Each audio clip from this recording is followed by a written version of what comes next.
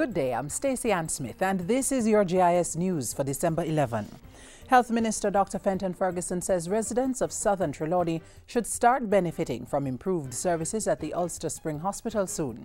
He says the ministry is working to facilitate full resumption of operations and services at that institution. Dr. Ferguson was addressing several US-based organizations affiliated with the parish during a recent meeting in New York. It was reported that services provided by the Ulster Spring Hospital were scaled down to the provision of emergency, trauma and inpatient care. The health minister says he'll be touring the hospital later this month to get a first-hand view of the challenges there. Government is in the process of restructuring the Factories Corporation of Jamaica (FCJ) to boost commercial activity and contribute to economic growth. The FCJ is working to fully operationalize the Caymanas Economic Zone by 2014-2015 and develop the Portmore Informatics Park over the 2013 to 2015 period. Minister of Industry, Investment and Commerce Anthony Hilton gave the update at the FCJ's awards banquet last Thursday. The FCJ will move speedily to have contracts executed with at least one company to commence operations on the Caymanas Economic Zone and Portmore Informatics Park by December 2013 and others to follow thereafter. The Portmore Informatics Park will create 750,000 square feet of business processing outsourcing and information and communication technology space.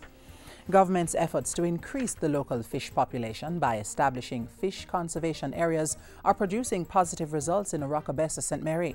Agriculture Minister Roger Clark says there has been a 47% increase in coral cover at the Orocabessa Bay Special Fish Conservation Area.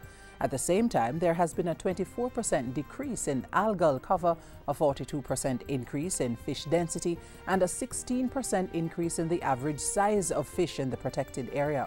Fishers in the communities where these protected areas are located report increased catches by number and size of fish. But what is most important is that the fishers themselves have been calling upon us to establish more of these protected areas.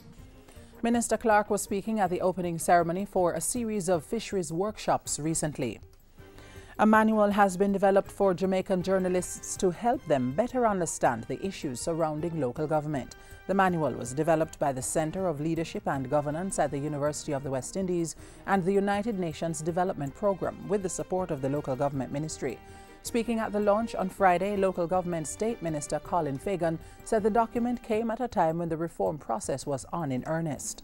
This research has provided the ministry with pertinent information and recommendations going forward to ensure that stakeholder capacity is further developed around this collaborative process. The local government manual will help to broaden interest in the sector while providing stakeholders with useful information on a range of issues. Mayor of Kingston, Councillor Angela Brown-Burke, is challenging Jamaicans to make the fight for human rights an individual and collective one, and not just the responsibility of the state. What has it been in the past? Have you done enough? Can you do more?